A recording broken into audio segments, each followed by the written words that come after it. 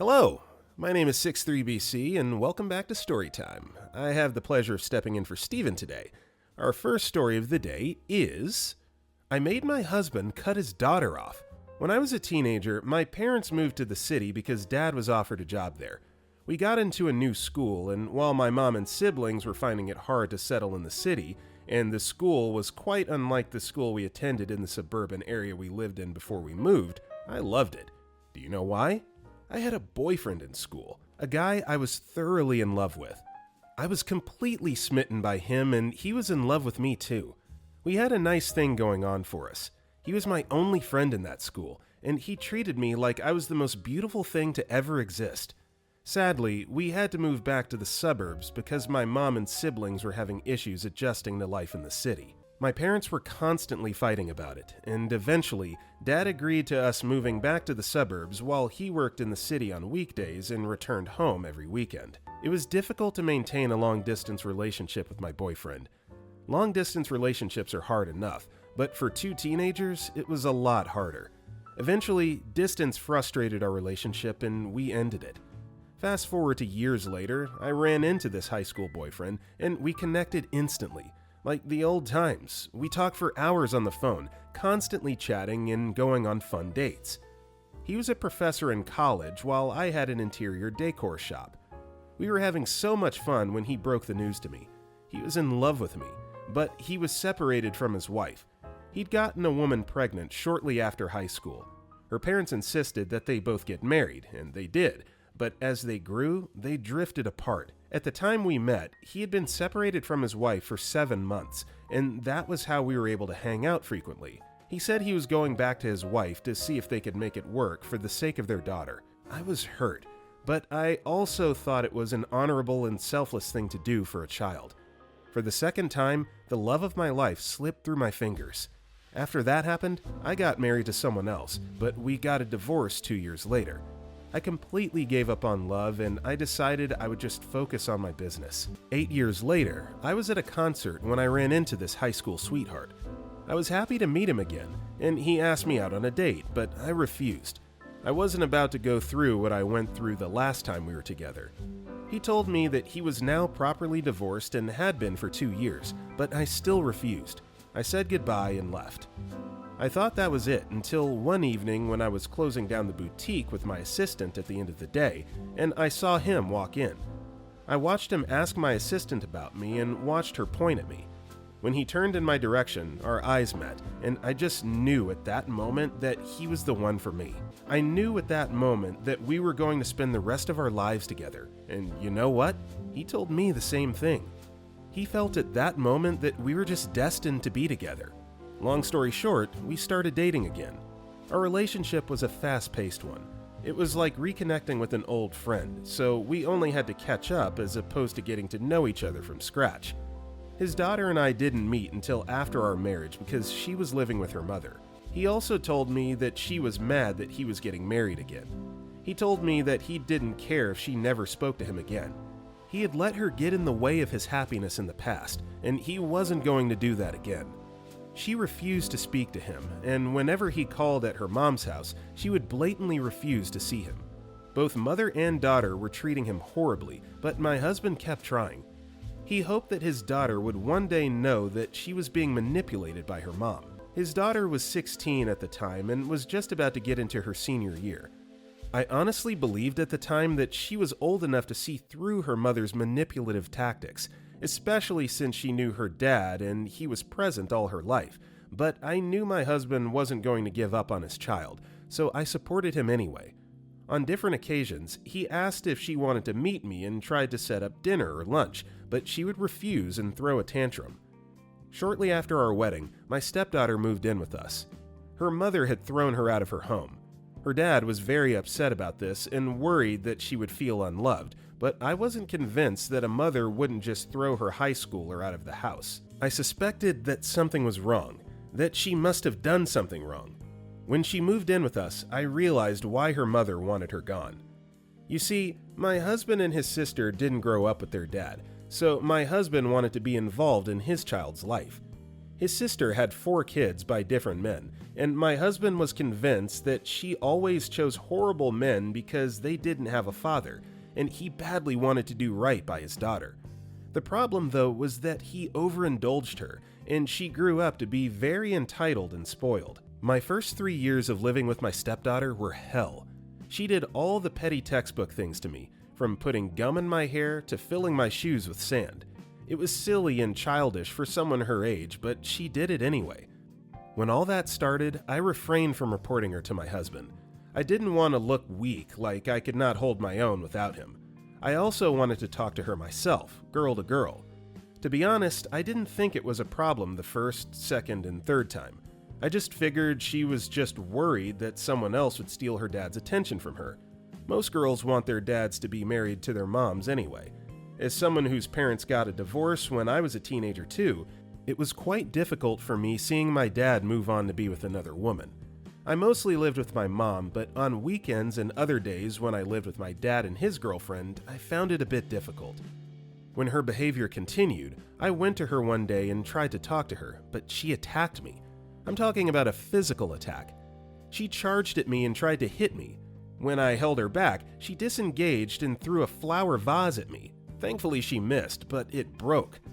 I decided that I was going to leave the pieces of the broken flower vase for her dad to see. When he returned from his classes, I told him what had happened and then told him that evidence was downstairs for him to see. My husband hurried downstairs to take a look at the broken vase, but it wasn't there. My stepdaughter had wiped the place clean. Not even a speck of dirt was left. I knew at that moment that I had a psychopath on my hands. She wasn't just a child throwing tantrums, but she was deliberately making efforts to hurt and sabotage my relationship with her father. My husband, of course, believed me, since our flower vase was nowhere to be found, but I think seeing the broken flower vase would have proved my point further. I patiently waited for her to be done with high school with hopes that she'd move out after, but she didn't. We lived on the university campus where my husband taught, and she went to college there. At first, she moved into the dormitory but had to leave when she fell out with her roommate. Since that happened, she just continued to live with us. One would think that since she was an adult, she'd be more cautious and respectful, but no. She continued to do the weirdest stuff. It didn't even help that around that time, she started to drink a lot. She was already at the point of addiction and was in and out of short rehabilitation programs. Her father was frustrated, but she didn't make it easy for him to tolerate her at all. She was disrespectful towards me and would do things nearly every day to frustrate me. The complaints got so much that I stopped telling my husband about it. He would either beg me to tolerate her because she was dealing with an addiction, or he'd become very sad about her behavior. I decided to stop telling him about it and just handle it my way. One summer, she returned from yet another rehab program, but her behavior was even worse than it was before. She barged into my room one afternoon and asked me for money, which was strange because that never happened. I turned her down for good reason, and she took off her top and threw it at me. I left the room quietly. Later in the afternoon, while I was preparing dinner, she came into the kitchen and began to hurl insults at me. She said so many mean and hurtful things, but I ignored her. The more I ignored her, the more she said. She teased me about being barren. My husband and I had been trying for a child for years, but I ignored her. She then opened one of the cupboard compartments and threw the contents out. That part of the cupboard contained cooking condiments like salt, pepper, and spices, so it created a mess on the floor. She did that and walked away. I left the contents there and went up to my room. I thought about how to handle the situation for a while, and then I went back to the kitchen and continued cooking. After I was done with cooking, I picked a knife and stabbed myself in the palm. Then I went out and asked a neighbor to drive me to the hospital. That evening, my husband returned from school and was surprised to see that I wasn't home. He called, but I deliberately left my phone at home. He was eating his dinner when my neighbor went in and told him that I was in the hospital getting my hand stitched.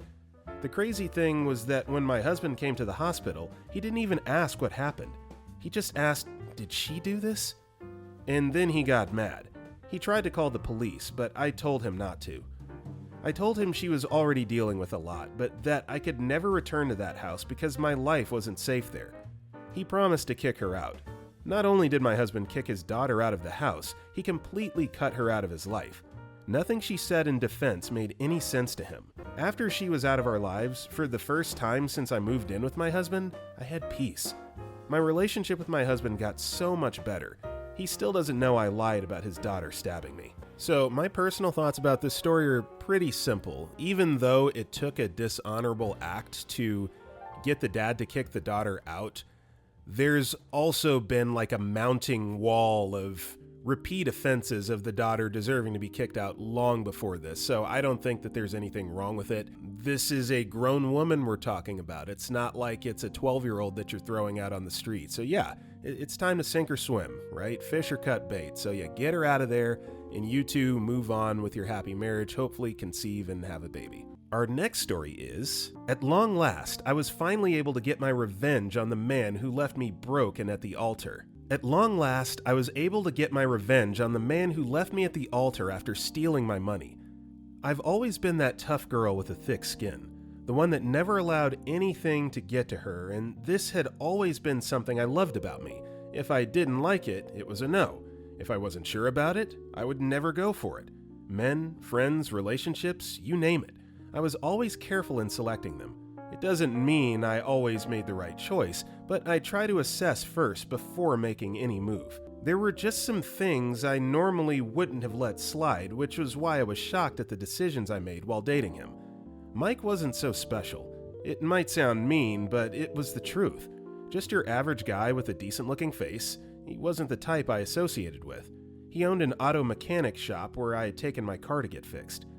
He said it might take some time, so he asked that I give him my number to let me know when the car was ready, and about a week later he called telling me the car was ready. I hastily went to his shop, hoping to get my car as fast as possible so I could go to work. I had been working on a crucial project that required my attention, which was why I was going to work on a weekend. As Mike gave me my car keys, he casually asked if I had any plans for the day. I tried to ignore him, but he asked the second time, and I told him I was too busy to make time for anything else, because I had important matters to take care of where I worked and left with my car. That should have been the end of our conversation, but only this guy was persistent. Somehow he found out I worked at a college and came over waiting for over 5 to 6 hours. I felt sorry and decided to just get the whole getting to know each other over with, because I knew I had no intention of dating Mike. We had a long talk over dinner, and this guy was the perfect gentleman. He never talked too much, he was patient with the staffs. I honestly wasn't expecting that. I had looked down on him, so what I thought was going to be just one dinner became a regular thing, and unlike my other exes who found my work boring, Mike was actually intrigued by it. Whenever I had a long day, he got dinner and I talked about the latest development on my project, and like I said, he was a good listener. He never held on the fact that he was the one always coming to see me. He was just a simple guy whom I'd come to like greatly. It took me about 5 months before I finally made the decision to date him, and this was because my coworkers felt bad for him and believed I was just stringing him along. But honestly, I felt like he was too good to be true, so I'd been waiting for him to slip up or make a mistake so I could easily just subcategorize him into one of the fellow assholes I'd once dated. Before we officially started dating, I explained some certain things to him as regards my work. It can be sometimes intense, especially when we had specific projects going on, aside from lecturing students. So I could be extremely busy, and he didn't mind. He had his own thing. Dating Mike was easy. Way too easy. He never got mad, even when I did things that warrants him to be angry. I hated that he believed he didn't have the right to get upset about things, or maybe he was just trying so hard to suck it up because he was scared I would break up with him. Several months into us dating, an incident occurred that made me question Mike's sincerity. It happened at a restaurant. It was one of those fancy restaurants. Mike had this habit of going all out when it came to restaurant and gift, and it was nice for a while, but I often wondered if his job paid so much that he could afford places, and I asked him, but his response was he got the shop as an inheritance from his parents, along with loads of cash after they passed, so I had nothing to worry about. I tried to convince him that sometimes we could have a quick Starbucks dinner, and I wouldn't mind, but he just held my hand and said he wasn't complaining about the bills since he got it covered. It was one of those days when we were having dinner at a fancy restaurant. Mike and I were seated at the rear end with a transparent glass covering the restaurant, so it was easy to see who was passing by. And suddenly, a lady who was passing by saw Mike and pointed at him in horror. She definitely was mad by the look of things. She wanted to enter into the restaurant, but unluckily for her, the restaurant was reservation only. She was making a scene, telling the host she needed to talk to someone, but the guy by the door kept apologizing, saying it was impossible. I asked Mike if he knew her, and he said she was his ex-wife. At that moment, I was dumbfounded. I never knew he was once married. Mike suddenly stood up to meet the lady, taking things outside, where he spent over 30 minutes talking to her. This should have been my first clue that something wasn't right. After Mike came back, I told him we needed to leave, and he could see how angry I was. I confronted him in the car about his hidden marriage, and his explanation was that she was a crazy lady who was after his money, but he found out and divorced her, but she still won't take no for an answer. I wasn't buying it. If he had an ex-wife, he ought to have told me during one of the many times we spent together. I kept thinking, do I really know this man, or was he just letting me know what he wanted me to know and hiding certain parts of himself? Mike came by regularly to the office, and I couldn't bear to face him, so I asked him to leave. He tried to plead his way back, saying it was just something he forgot to put out there because he didn't want me to think any less of him, but I told him I needed time to think about things. He sent gifts and flowers to apologize, but I wasn't having it. After a week of serious thinking, I decided to go with my guts and trust him, and I was going to tell Mike that when he suddenly barged into my office looking mad, I had never seen him so mad. He gave me an ultimatum saying I either believed and forgave him or break up with him, and I decided to forgive him. 3 days later, I got a call from someone claiming to be Mike's ex-wife, saying she needed to talk to me about Mike and how he's not who he claims to be. By now, my mind had been made up. I decided to trust Mike, so I told her I wasn't going to come and she should stop wasting her time. Fast forward to 4 months after. Mike proposes to me and I eagerly said yes. Everyone loved him. My parents felt like he was good for me. My coworker said if I let him go, I was a fool because he was a rare breed. My friend also loved him. I expected us to take our time with the plans of the wedding, but Mike was being too hasty about things. I had to work to cover in school. I had to travel for a project, so when Mike suggested he made the plans and I shouldn't worry, I told him I was going to pitch in and gave him my credit card to use, telling him my password because we were going to be married and we needed to start trusting each other. Mike, being Mike, said it wasn't necessary, but I insisted. Mike did a good job of hiring the right people and always kept me in the loop. We decided to get married the next month, and I was planning towards it. I came back home and took some time off work.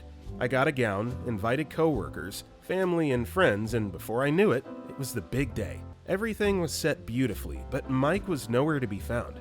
I tried to call his number before walking down the aisle, but it wasn't going. At first, I thought he was being late from having a crazy bachelorette, but he was nowhere to be found.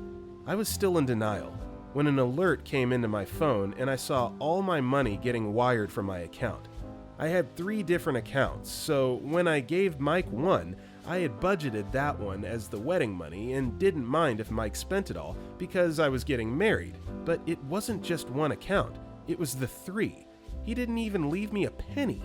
I thought I was going to die. My parents called the cops to trace Mike's whereabouts, but he was nowhere to be found.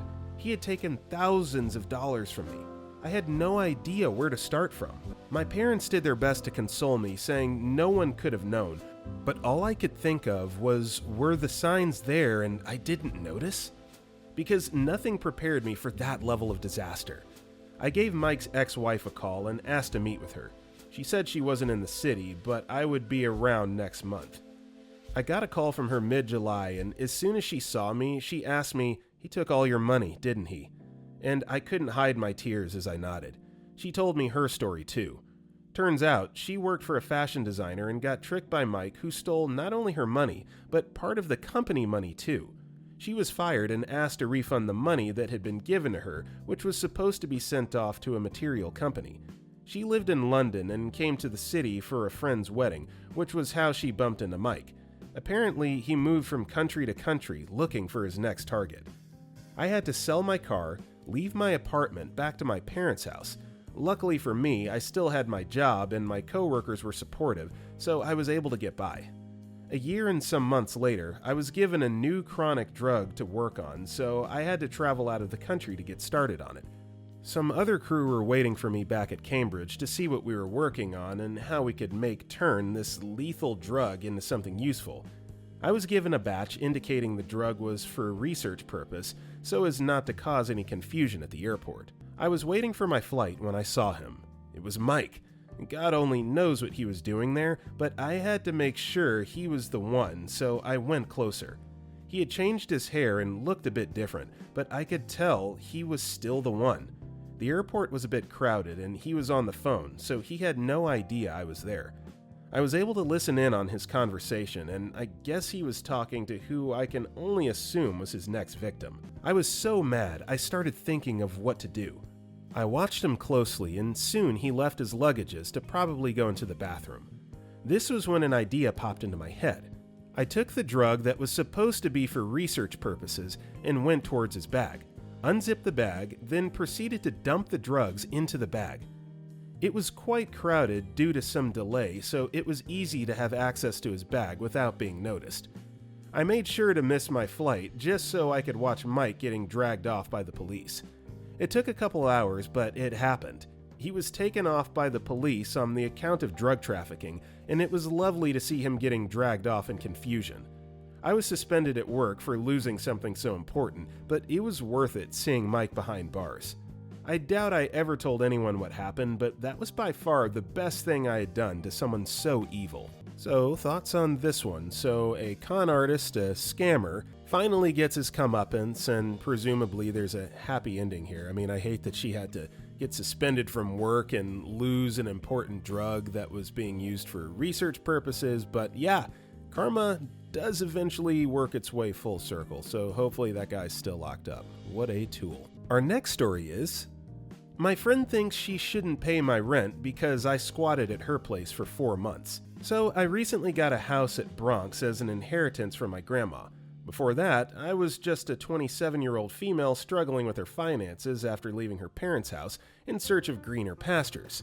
My mom and dad warned me being an independent adult could be a real pain in the ass, but I was too excited to have the freedom I had always craved for, so I decided to go for it. The plan was to squat with my friend and roommate from college for a month max until I got an apartment for my savings, but my first mistake was under-budgeting the cost of an apartment in NYC. As I heard the price range of a studio apartment, I knew I had to reconsider my option, but I was too arrogant to go back home.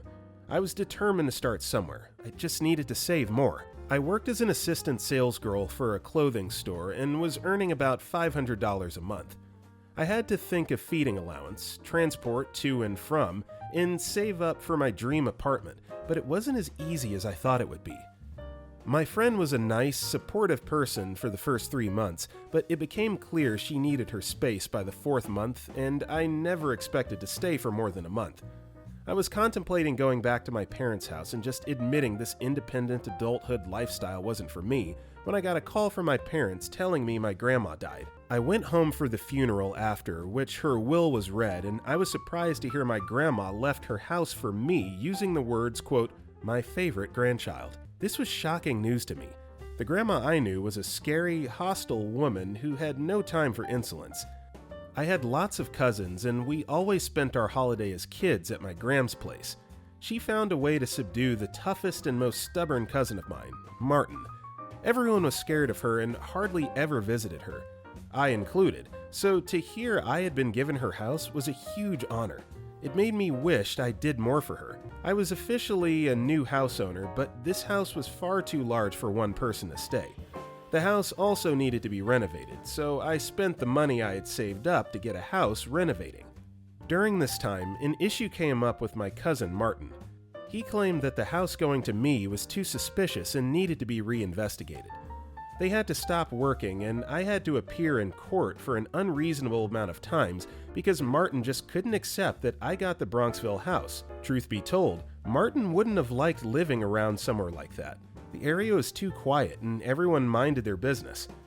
He was just looking for a means to get his hands on the house so he could sell the property, but in the end there wasn't any evidence to annul the will, so it was just Martin wasting his time and money. It took about 7 months for the house to get renovated. During these 7 months, I was staying at my parents' house trying to look for a tenant, but the problem was most people wanted to live in the city because of work and all that, while for me, my work wasn't topmost priority. It was just means to make money for the meantime till I finished my course on content writing and started making money off it, and I was able to do that during the 7 months. I had been getting some few clients here and there, so I knew it was time to quit my job. I was thinking of selling off the house because I didn't want to live in such a large house alone, when my college friend, who I'd stayed with during my 4 months of looking for an apartment, Maggie, came to me saying she needed a new place to stay, and she seemed like the right person to rent a house with. We were once roommates, so we understood each other's habits, and she was cool. She also had no problem with staying at a remote area like that because she wanted to focus more on content creation and maybe get a job in a coffee shop till she landed on her feet, so it was a done deal. I should have known that sometimes people get too comfortable with friends because we agreed on a certain amount for the month, and this was me being lenient because she was my friend and she was just starting out as a content creator. But then Maggie comes with 30% of what we initially agreed on, promising to pay the rest as soon as her paycheck comes in. We both moved into the house, and while I was all for sharing my things with my friend, I wasn't prepared to become her mother. She never got groceries, she was always on her phone doing nothing but watching TikToks or funny videos. She never contributed to anything that needed to be fixed, and worst of all, she still hadn't paid the money she promised to pay me as soon as she got her paycheck. I didn't want to seem like I was all about the money, and I tried to be as decent as possible to her. The one time I tried to have a conversation about what her next step was after quitting her job, she said she was on the process of figuring it out. I asked her about the content creation idea she wanted to go into, and she said she was on the fence about it. Now I was confused. She was planning on sitting at home all day doing nothing while I provided for her. I knew I wasn't going to do that. Besides, during my 4 months at her place, I made sure I pitched in no matter how big or little it was. It didn't matter. I would get it. I knew if I wanted to get my money, I would have to separate friendship from business, and my parents warned me about friends and getting too comfortable with a person, but I assured them Maggie wasn't like that. Now I understood what they meant. It was the second week of the next month and Maggie was still jobless. She hadn't paid for rent, she never made any contributions to dinner. It was like she was a whole entirely different person from who I knew in college, and this was when I decided to speak up. I told her she needed to get a job or find somewhere else to stay, and she started making accusations about me being an ungrateful person. She brought up me staying at her place for 4 months and how she was nice to me, and I told her I had a job while staying at her place. Then she countered me by saying she never asked for rent from me, and I saw where she was going with this, so decided not to say anything. If she wants to use her 4 months back then, she can have it back. I left her alone and decided I wasn't going to meddle in her business for the next 2.5 months. For some reason, it was like Maggie was determined to taunt me, because the next week her boyfriend arrives, and not only do I have one person who is leeching off me, but they were 2.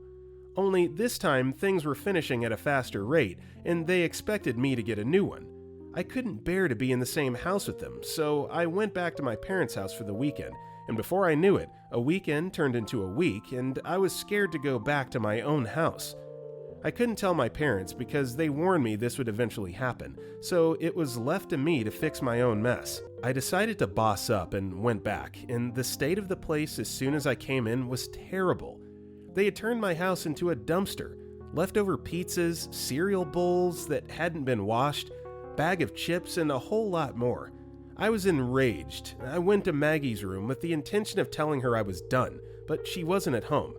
I decided to clean up and pack up her bags for her, every single luggages, and placed it at the front of the door, telling her I was over our friendship and she should leave my house, but she didn't come home till the next day with her boyfriend. She looked at the state of the house and she was like, "Oh, good, you cleaned up." And at that moment, I was so over her BS and told her she needed to leave. She laughed it off like I was making some sort of joke, but when she saw how serious I was, she calmly said she wasn't going anywhere. This must have been a whole new level of audacity I'd never seen in my life, because she wasn't worried.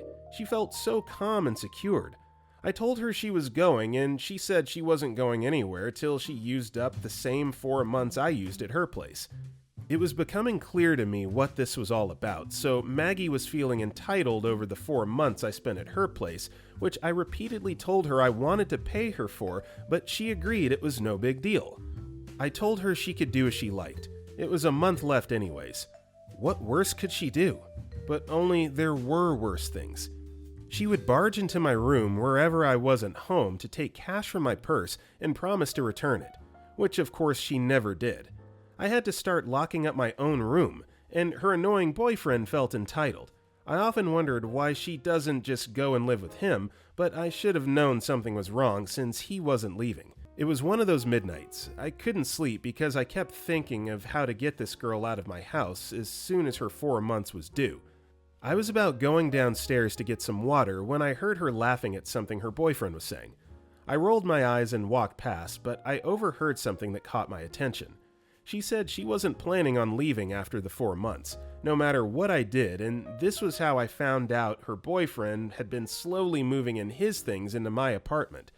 Not only was my housemate not paying rent, living off me and taking my things, she was also planning on how to stay at my place permanently with her loser boyfriend. I packed up and went back to my parents' house, explaining how bad things had gotten, and my dad was angry at me for not coming sooner. He called a few people, and the next day I saw these 2 muscular men at our front door. My dad was a cop, so I expected him to try and scare her off with his badge, but he went all out. We drove to my house and went inside. These men packed off every single luggages they had and tossed them outside. Maggie's boyfriend was trying to claim tough guy, but he was carried out like a baby and tossed outside too. My dad gave them a stern warning not to ever approach this house or they would find themselves in jail. The whole neighborhood was watching them as they picked up their clothes and left with their bags. I deleted Maggie's contact immediately and rented off the place to a new family looking to start a home while I went back to my parents' house. So thoughts on this one? Originally, as we were kind of starting the reading here, I was thinking, okay, quid pro quo, right? You stayed on her couch or her apartment for 4 months. You inherited this house and, she's in need of a place to stay. So it really wasn't a major inconvenience for her to let this Maggie stay with. But man, oh man, did she turn into the roommate from hell. So yeah, rightfully so. Getting her out of there, technically it's your property, so you could charge her with criminal trespass and could have had her evicted a long time ago. But credit for taking the high road, but unfortunately, as the parents cautioned her, this is what happens when you get too comfortable with friends. They do tend to take advantage of you in these situations. And with that being said, that's all the time we have for today. If you enjoyed today's video, drop a like and a comment below. And if you want to check out our other videos, click the video on the right. With that being said, I'll see you all next time.